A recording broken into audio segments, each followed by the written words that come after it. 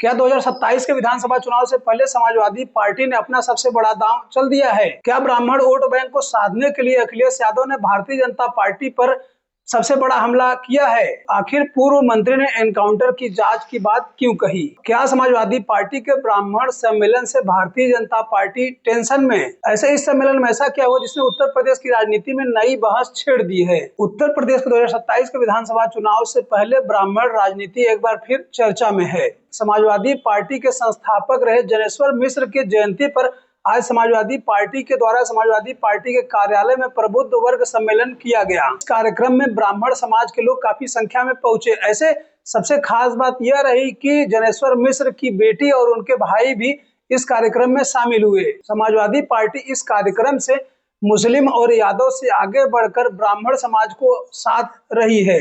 खासकर ब्राह्मण vote bank को जोड़ने से सपा को फायदा हो सकता है। समाजवादी पार्टी के राष्ट्रीय अध्यक्ष अखिलेश यादव ने भारतीय जनता पार्टी पर निशाना साधते हुए कहा कि शंकराचार्य को त्रिवेणी संगम में स्नान नहीं करने दिया गया। पूजनीय शंकराचार्य जी को स्नान करने से रोका गया हो, त्रिवेणी में स्नान नहीं कर सकते हैं। और कथित तौर पर बटुकों के साथ मारपीट की गई। उन बटुकों के साथ कितना अपमान इस सरकार ने किया वो कोई भूल नहीं सकता है। मतलब यह कि समाजवादी पार्टी के राष्ट्रीय अध्यक्ष अखिलेश यादव ने ब्राह्मणों के साथ जो ज्यादती हुई, वहीं अखिलेश यादव ने कहा कि पीडीए में पीड़ित पंडित साथ साथ हैं। जब से पीडीए से वो लोग हारे हैं, लेकिन वो लोग भूल गए हैं पीडीए में पीडी पंडित का ही शॉर्ट फॉर्म है। पीडी जो है वो पंडित का शॉर्ट फॉर्म है, और जितनी पीड़ा दोगे, पीड़ा बढ़ाओगे, उतना ही पीडी और मजबूत दिखाई देगा। और अखिलेश यादव ने राम मंदिर चोरी का मुद्दा उठाते हुए भारतीय जनता पार्टी को आड़े हाथों लिया,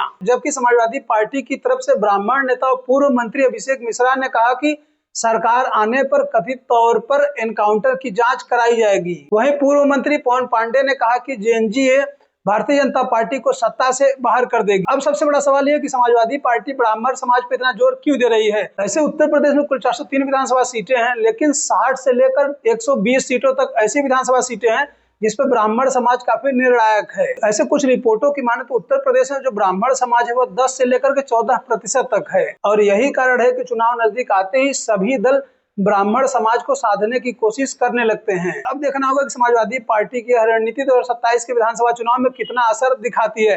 फिलहाल समाजवादी पार्टी के ब्राह्मण समाज सम्मेलन को लेकर आप सभी लोग क्या सोचते हैं कि आखिरकार ब्राह्मण समाज किसे वोट करेगा?